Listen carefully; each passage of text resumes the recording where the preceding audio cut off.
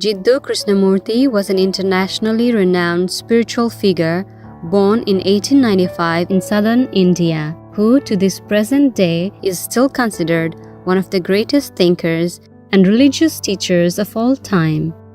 He did not proclaim any religion, sect, or country, and always pointed out that we are first humans and do not need to identify with nationality, race, or religious beliefs.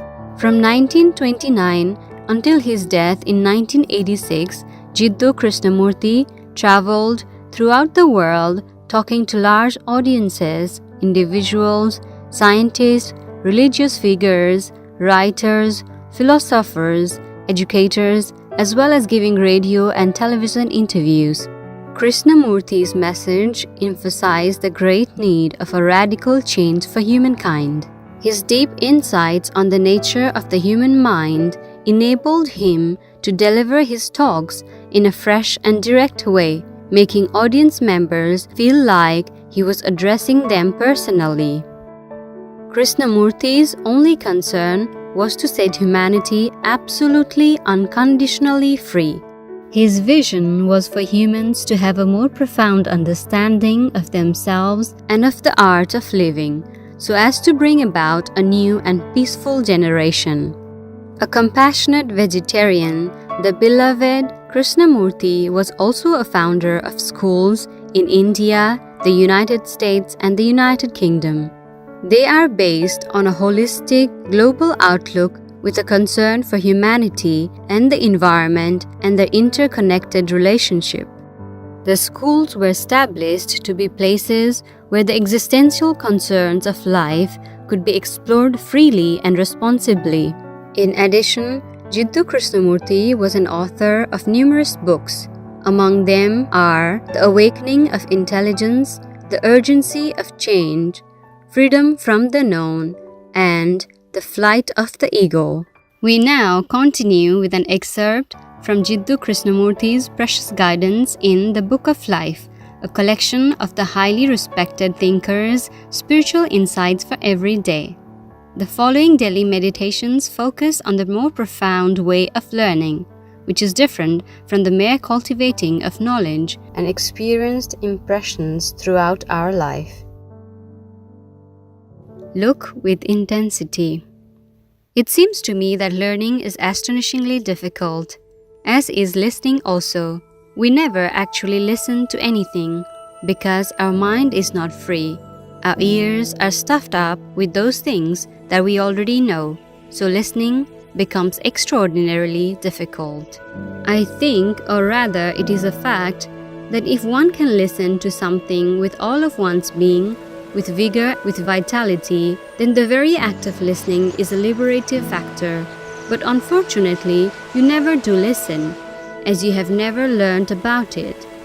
After all, you only learn when you give your whole being to something. When you give your whole being to mathematics, you learn. But when you are in a state of contradiction, when you do not want to learn, but are forced to learn, then it becomes merely a process of accumulation. To learn is like reading a novel with innumerable characters. It requires your full attention, not contradictory attention. If you want to learn about a leaf of the spring, or a leaf of the summer, you must really look at it. See the symmetry of it, the texture of it, the quality of the living leaf. There is beauty, there is vigor, there is vitality in a single leaf. So, to learn about the leaf, the flower, the cloud, the sunset, or a human being, you must look with all intensity. To learn, the mind must be quiet. To discover anything new, you must start on your own. You must start on a journey completely denuded, especially of knowledge, because it is very easy, through knowledge and belief, to have experiences, but those experiences are merely the products of self-projection, and therefore utterly unreal, false. If you are to discover for yourself what is the new, it is no good carrying the burden of the old, especially knowledge, the knowledge of another, however great. You use knowledge as a means of self-projection, security, and you want to be quite sure that you have the same experiences as the Buddha or the Christ or X. But a man who's protecting himself constantly through knowledge is obviously not a truth seeker. For the discovery of truth, there is no path. When you want to find something new, when you're experimenting with anything, your mind has to be very quiet, has it not? If your mind is crowded, filled with facts, knowledge, they act as an impediment to the new. The difficulty for most of us is that the mind has become so important, so predominantly significant, that it interferes constantly with anything that may be new, with anything that may exist simultaneously with the known. Thus, knowledge and learning are impediments for those who would seek, for those who would try to understand that which is timeless. Learning is not experience. The word learning has great significance. There are two kinds of learning. For most of us, learning means the accumulation of knowledge, of experience, of technology, of a skill, of a language. There is also psychological learning, learning through experience, either the immediate experiences of life, which leave a certain residue of tradition, of the race, of society. There are these two kinds of learning how to meet life, psychological and physiological, outward skill and inward skill. There is really no line of demarcation between the two. They overlap. We are not considering for the moment the skill that we learned through practice, the technological knowledge that we acquired through study. What we are concerned about is the psychological learning that we have acquired through the centuries or inherited as tradition, as knowledge, as experience. This we call learning, but I question whether it is learning at all. I'm not talking about learning a skill, a language, a technique, but I'm asking whether the mind ever learns psychologically.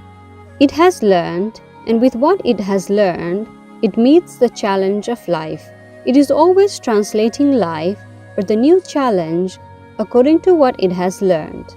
This is what we are doing. Is that learning? Doesn't learning imply something new? Something that I don't know and I'm learning? If I'm merely adding to what I already know, it is no longer learning. When is learning possible? To inquire and to learn is the function of the mind. By learning, I do not mean the mere cultivation of memory or the accumulation of knowledge, but the capacity to think clearly and sanely without illusion, to start from facts and not from beliefs and ideals. There is no learning if thought originates from conclusions. Merely to acquire information or knowledge is not to learn. Learning implies the love of understanding and the love of doing a thing for itself. Learning is possible only when there is no coercion of any kind. And coercion takes many forms, does it not? There is coercion through influence, through attachment or threat, through persuasive encouragement, or subtle forms of reward. Most people think that learning is encouraged through comparison, whereas the contrary is the fact. Comparison brings about frustration and merely encourages envy, which is called competition. Like other forms of persuasion, comparison prevents learning and breeds fear. Learning is never accumulative. Learning is one thing and acquiring knowledge is another. Learning is a continuous process, not a process of addition, not a process which you gather and then from there act. Most of us gather knowledge as memory, as idea, store it up as experience, and from there act. That is, we act from knowledge, technological knowledge, knowledge as experience, knowledge as tradition, knowledge that one has derived through one's particular idiosyncratic tendencies.